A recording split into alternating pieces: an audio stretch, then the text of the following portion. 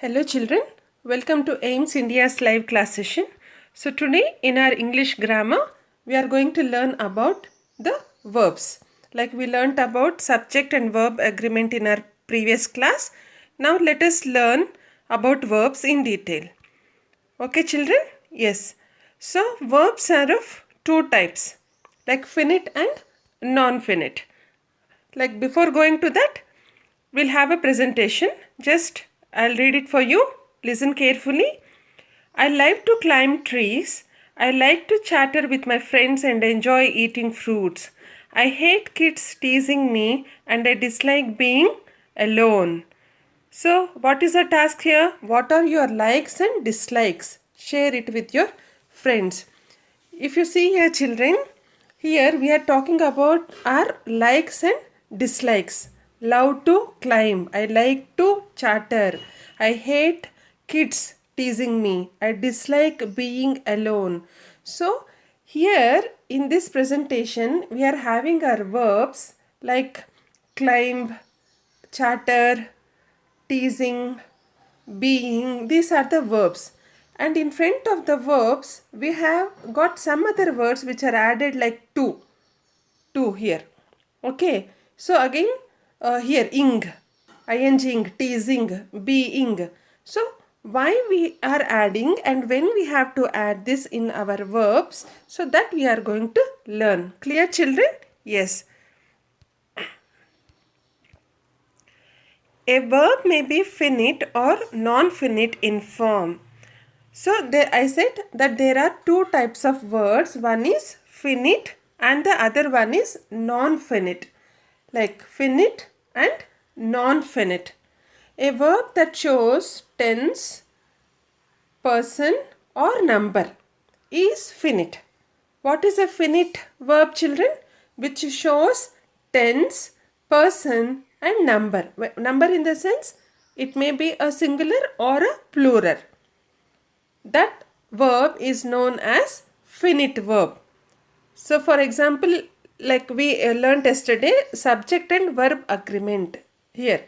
So which agrees with the subject, the verb which agrees with the subject is known as finite verb. So it has to agree with the tense, it has to agree with the person, it has to agree with the number. Here tense is which tense? Present tense, past tense and future tense. Person is first person, second person, third person. Like first person is I, second person is you, third person is he, she, it, all that. Okay. I think you are aware of all these children. Now, what is a non-finite verb? A non-finite verb is a form that is not affected by person or number. A non-finite verb is not affected by person or number. See here, if we see our finite verb, so when the tense or a person or a number changes, even the verb form also change. Whereas when you come to non-finite, even though the tense, person, number is going to change, the verb is not going to change. Clear how we are going to learn now? See, here I am talking about finite verb here. This is an example of finite verb. Okay children? See, I love cakes. I love cakes, the first sentence. The same verb here, love, becomes loves if you go to the second one. She loves cakes. She loves cakes. So here this is I is the first person. When we are writing about the first person, then we have used love. When the same verb is used for the third person, that is she, and that verb is added with yes, that is she loves cake. Understood children? Yes, I love cake, she loves cake. I eat mango, he eats mangoes. So like that. If you come this to the second examples here, see, if you see, the first sentence is I am reading, I read, I will read. Three different sentences. But the verb is the same here. What is the verb, children, here? It is read. What is our main verb? Read is our main verb. And that main verb, this main verb is changing according to the tenses. According to the tenses. Like the first one, it is about present tense. Now I am reading, I am still reading. So ing form has been added. I am reading. I read, that is past tense. I already read it. So we said that I read. Read became read here. Future tense. I will read. Maybe tomorrow or day after tomorrow or after some more days. I will read. Okay. So the read became I will read in the future tense. Clear, children? So children, so remember that finite verb is going to change according to the person, tense and the number. Clear? Yes. Now we'll go to the non-finite verb.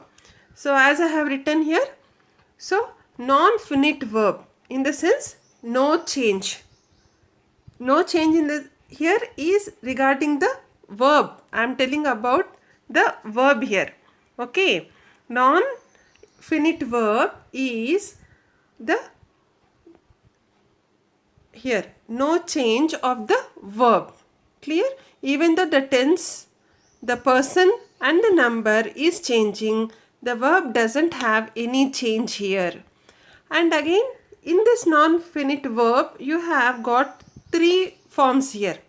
Three types of forms here. One is infinite, other one is participle, and then the other one is gerund. Now we'll talk about the infinite one, first one.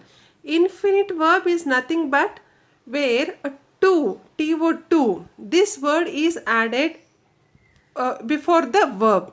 Like for example, to go, to work, to stand, to sleep. No, you might have heard such type of words here.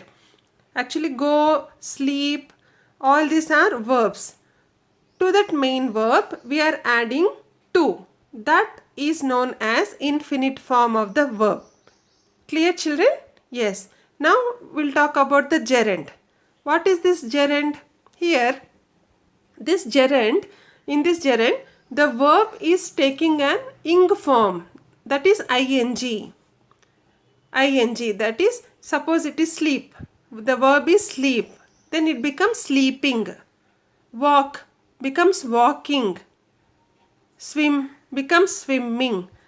Okay, and this verb here acts like a noun. This also you have to remember, children. In gerund, the non-finite verb, this verb is going to act as a noun in the sentence. It becomes the noun. Okay, and not only this, noun, these non-finite verbs act like adjectives also, where in the participles, they act like adjectives in the participles. They become nouns and they become adjectives according to the sentence like. Okay, so what is this participle again? So if you see participle, that children, you remember the V3 form? Like V1, V2, V3. Suppose V1 is read, present tense. V2 is read, past tense. V3 is the participle. That is again read only. Like has read, have read, has been reading, have been reading. This type of words you might have heard. You might have practiced. Or else you might have heard. If you have not practiced, you might have heard. Okay. So these are called, the V3 forms are called as past participles actually. And when we say here participles, we are having again three types of participles here. One is the present participle, past participle and perfect participle. Perfect participle. Like to make it easy, so these verbs will be added by have or having, have plus ing form, or have been plus I mean, if it is a verb like sleep, sleeping. She has been sleeping. I have been sleeping. Okay, so this shows about the perfect and perfect tense, past tense, and the present tense of the participle. This have and have forms. Okay, children. So these type of words also which start with have and continue with been and V3 form. These also come under non-finite verbs and they act as adjective. These verbs act as adjective, children. They don't come. They don't act as verbs here. If participles in participles, this verb is going to act as adjective. In the sense that becomes an adjective, the same word. Whereas in gerund it becomes a noun. Clear, children? Is it clear? Okay then. So as I said, children, when we are adding ing to a verb, it may act as a noun, subject or object of a sentence and we call it gerund. It may also act like an adjective. If it acts as an adjective, it is called a participle. Clear? As I explained you before, like cycling is her hobby. See, cycling, we are talking about cycling here. It is her hobby and this becomes the gerund here. And I am tired of complaining. Complaining, we are talking about complaining here. That is the subject. So that is why it is the noun here. Even here also it is the noun here. So this is a gerund here. Then the same verb, when it is a participle, it is written like this. Like I met a cycling tourist there. I met a cycling tourist there. Participle. I don't like complaining children. I don't like complaining children. See, here I met a cycling tourist. He met a tourist. How was he? Who was he? That is cycling tourist. So that is why it is an adjective here. This cycling became an adjective here. Okay. So even here also, I don't like complaining children.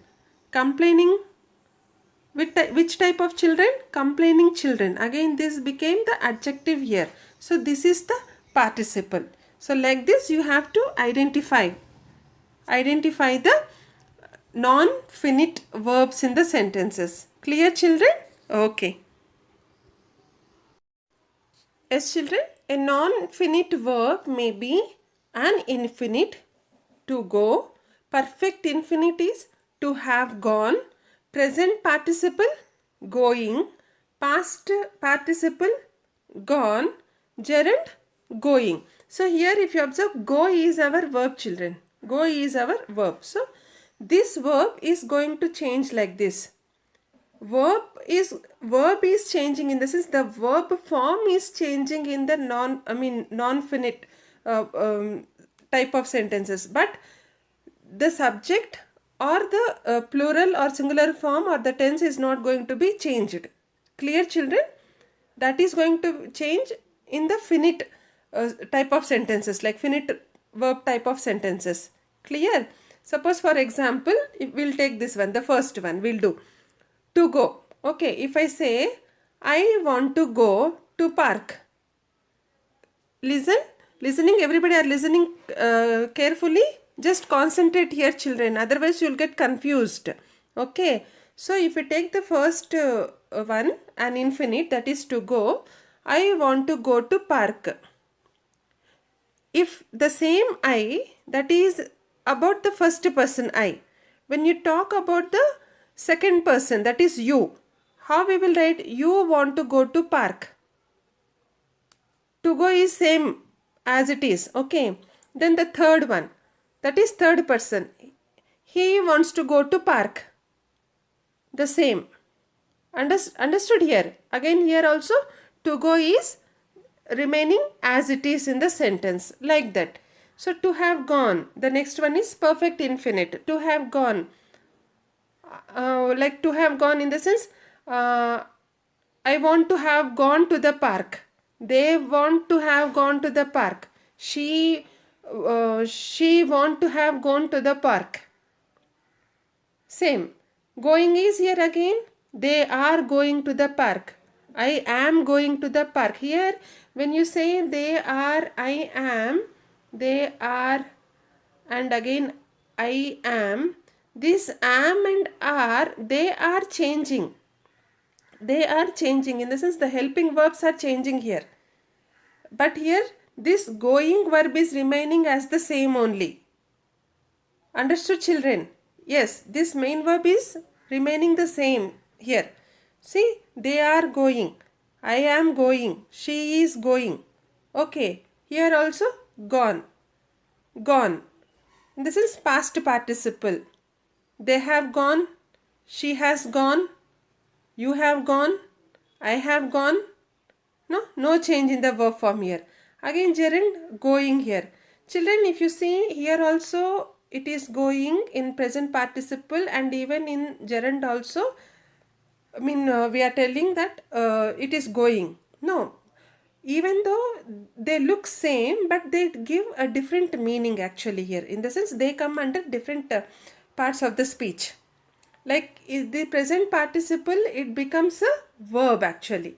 This going is verb. Okay, but sorry, so let me erase all this. So here in present participle, going here, it becomes the verb in the sentence, whereas going becomes a noun. Going becomes a noun if it is a gerund. Suppose one sentence I'll give you here is, I am going to school. I am going to school. Then that going in that sentence, what is it? It is a present participle that is telling the work of the verb. Here, going to school. Going to school is my duty. Going to school is my duty. Then this going here becomes the noun because we are talking about going to school here. Yes or no? Understood, children? Is it clear for you? Yes? So same like that. So a non-finite verb is not going to change. It remains the same. Whereas a finite verb is going to change according to the person, tense or number. Clear, children? Yes. Now we'll do some exercises here. Look at the verbs in bold print. Write finite or non-finite in the boxes. So, are you clear with this? Finite or non-finite? Okay. So, when you do this exercise, children, you have to be very careful and you have to check yourselves whether this sentence or this verb is going to change if you change the noun or the tense or the singular plural form. Then only you will get the correct answer here. Okay. Now, the first one. They want to try a new approach. They want to try a new approach. To try. This is our verb. So now, what type of verb it is? Non-finite or finite? Let me change this sentence. She want to try a new approach. They want to try a new approach. And that too, it is starting with to. That is infinite. Infinite form. That is to. So, that is why it is non-finite verb. Clear, children? This is non-finite verb. No change in the verb. Trying is easy. Trying is easy. Here, trying is our gerund. This is the noun. Try is the verb, the main verb, but we are adding ing form to this try. Then it became trying, and we are talking about trying.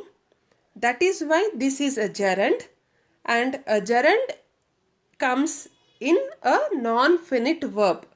Comes under a non-finite verb. So, this is also a non-finite verb. Understood, children?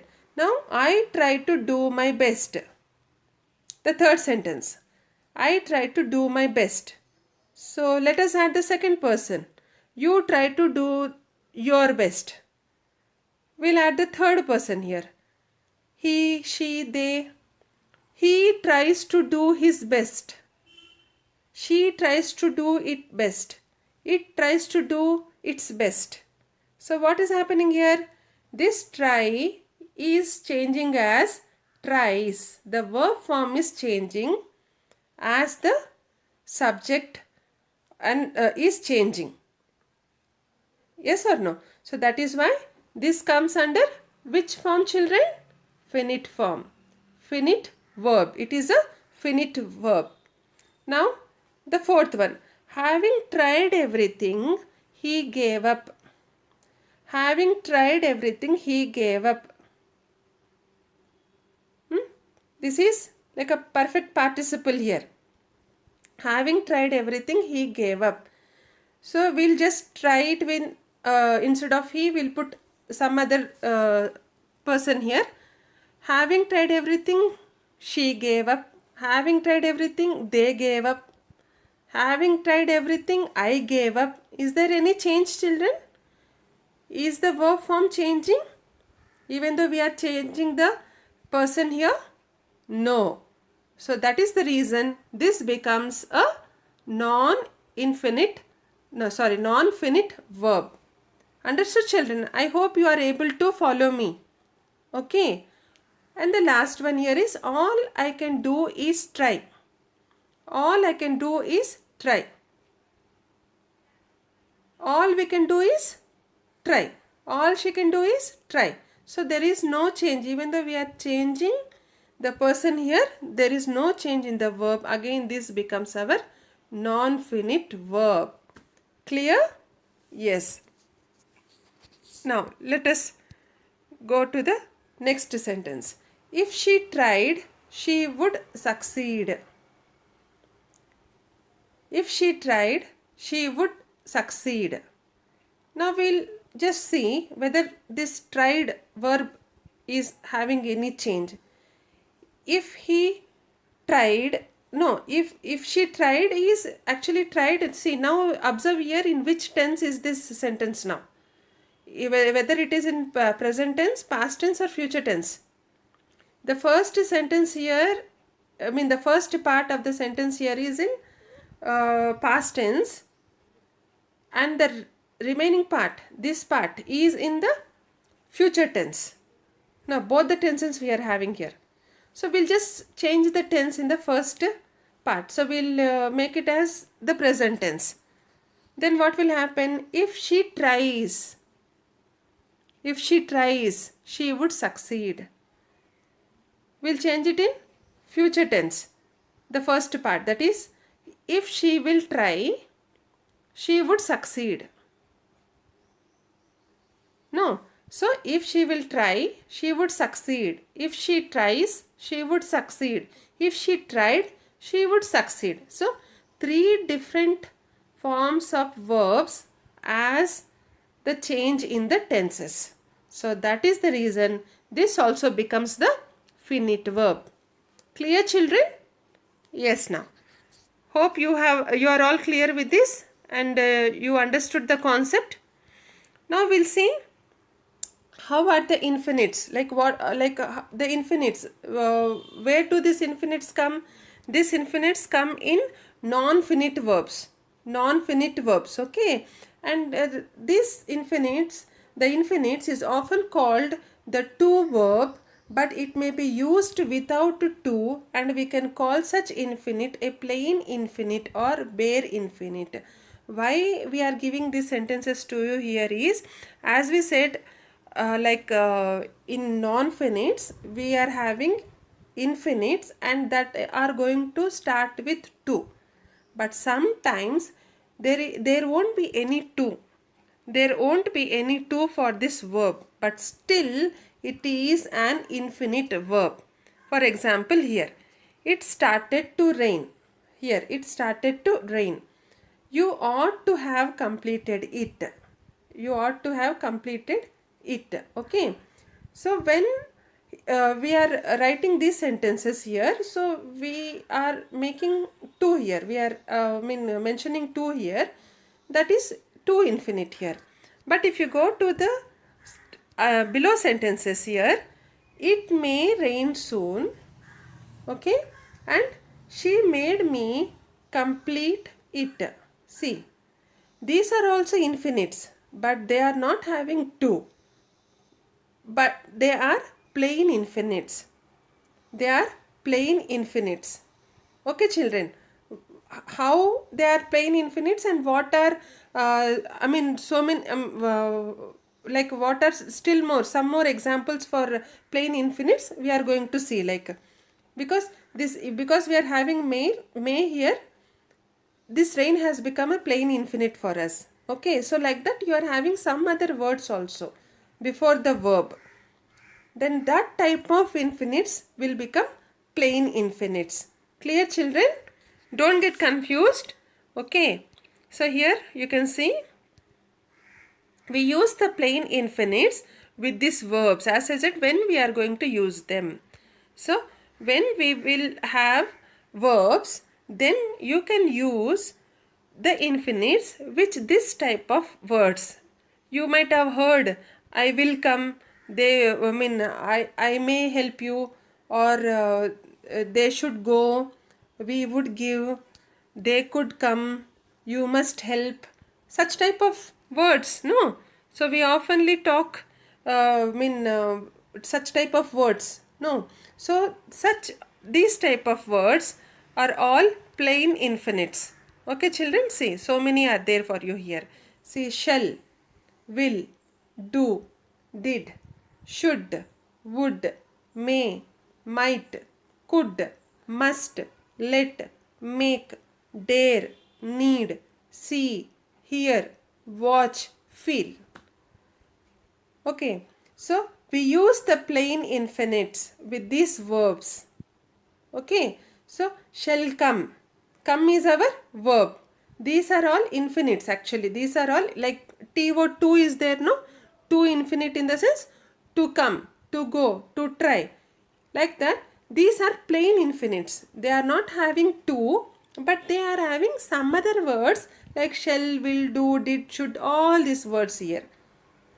So you can make today, children, so this is the best work for you.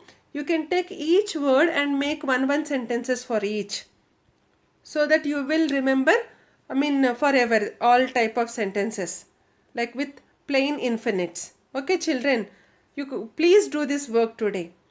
With every one word, try to make one sentence at least. Okay, like for example, I shall come, we will go, can you do, did he come, like that, so many. Okay, children, oh, clear? These are plain infinites. Then what are examples of plain infinites? See, as I asked you to write some sentences, so here also we are giving you some sentences, so just try to read them. I shall help you. Do I sit here? You should read it. Then, he will come soon. I didn't see her. You must not go there. It might be okay. Then, they could help you. He let me go home. I made him pay it. Okay. Then, she dared not disobey it. She dared not disobey it. You need not do it. Children, these two you have to remember very carefully. Dare and need. Dare and need. Okay, where we are going to talk about positive and negative type of sentences. I'll just tell you again. Okay, we'll continue here. I heard him cry. Then we saw them go that way. I felt the building shake. Sorry. Okay. So this type of plain infinites. Okay. Will, shall. See here. We have take the help of the plain infinites. Will, shall, do, didn't, should, must, could, might, let, made, dare, need, heard. Then we saw them that way. Okay, I felt the building shake. Felt. Okay, saw. all this type of plain infinites. Okay children, so I asked you to write such type of sentences like this only, same. Take any verb, then use all these plain infinites and make sentences. Okay children, so I was telling you that about dare and need. So with dare and need, use to infinite in positive sentences and plain infinite in negative sentences.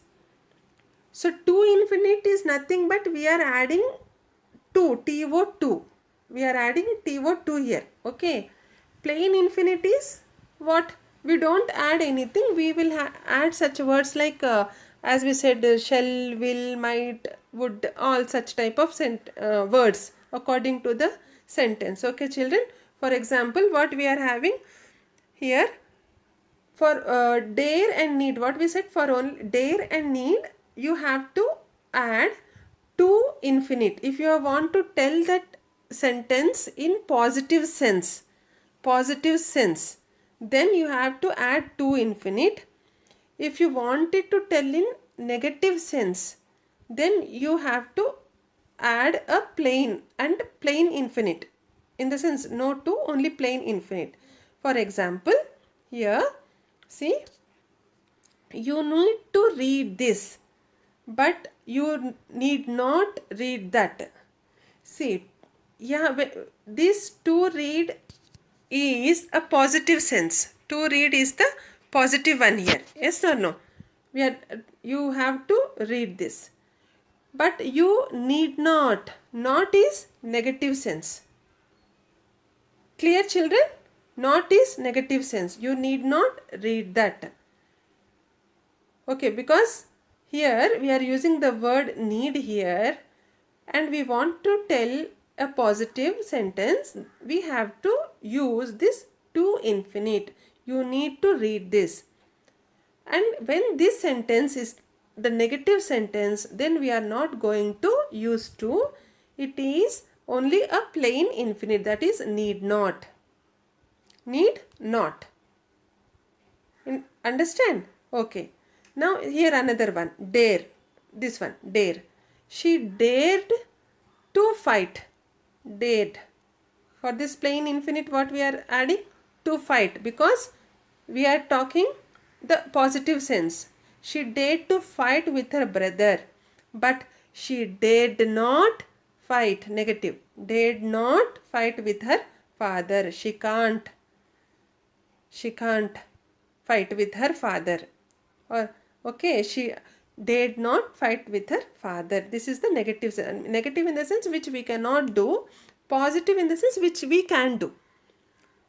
Here only is the answer. Cannot in the sense not. No. So negative is cannot. We can't do. Negative is, positive is we can do. So when we use dare and need, so you have to use to infinite in positive and plain infinitive in negative sentences, children. Clear children? Hope you are nice children. That's all for today. Take care and have a good day. Thank you for watching our video. Please subscribe our channel and press the bell icon.